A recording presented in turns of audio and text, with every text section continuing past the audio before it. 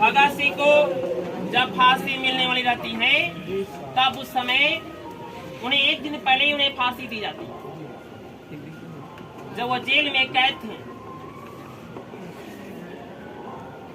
वह किताब पढ़ रहे थे।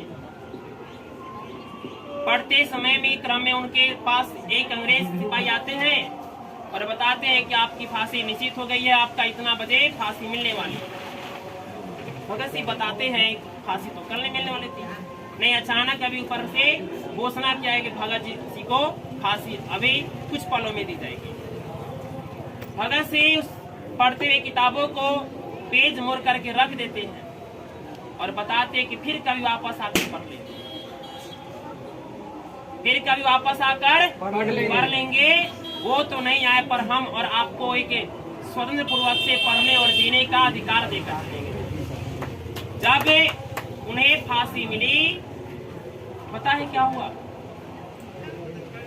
कल होकर जब उनकी माँ वहां पहुंचती है और अपने पुत्र भगत सिंह जब उनका भेंट नहीं हो पाता है, काफी दुखी होती है, काफी रोती है, काफी बिलखती है।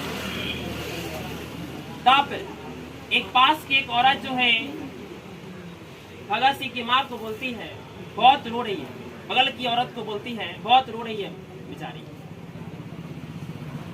एक औरत सुन के इस बात को जवाब देती है कि क्यों नहीं रोएगी, जिसके बेटे फांसी पे चढ़ गया, जिसके बेटे शहीद हो गए, उसकी माँ तो रोएगी ही ना।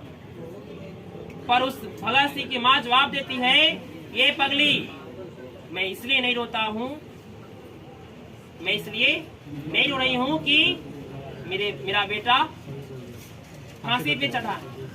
मैं इसलिए रो रही हूँ अभी, यदि मेरे पास अभी एक और बेटा रहता तो मैं उसे भी भारत माँ के लिए कुर्बान करता। ऐसी ऐसी माँ हुई है जो अपने देश के और देश की आजादी के लिए अपने कोख को बलिदान करती है। इसी प्रकार नहीं है, इसमें हजारों करोड़ों माँ के सिंदूर मिले हुए हैं।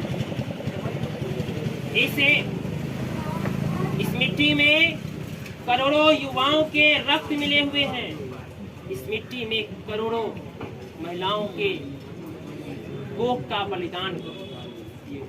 इस प्रकार जो है हमारी मिट्टी जो है लाल और उर्वरक है। इस आजादी के दौर में हम सभी को एक ही बात प्रण करना पड़ेगा कि कुछ भी हो, विकास में हरगिज पीछे नहीं हटेंगे। पर क्या राष्ट्र का विकास सिर्फ सोचने से होगी? नहीं। क्या समाज का विकास सिर्फ सोचने से होगी? समाज और राष्ट्र का विकास हमारे और आपके प्रयास से, हमारे और आपके सही निर्णय से होगी, हमारे और आपके सही प्रकार के कार्य करने से होगी। यदि आप और हम एक साथ मिलकर के सही कार्य करते हुए यदि आगे बढ़ते हैं, तब मेरा देश का विकास होगा। इसलिए आज हम सभी आपस में प्रतिज्ञा करते हैं कि कुछ भी हो, ना आपस में लड़ेंगे, ना आपस में झगड़ेंगे, ना आपस में लड़ेंगे, ना आपस में झगड़ेंगे। यदि कोई समस्या देश पर आएगी तो आपस में मिलकर उसको हल करेंगे।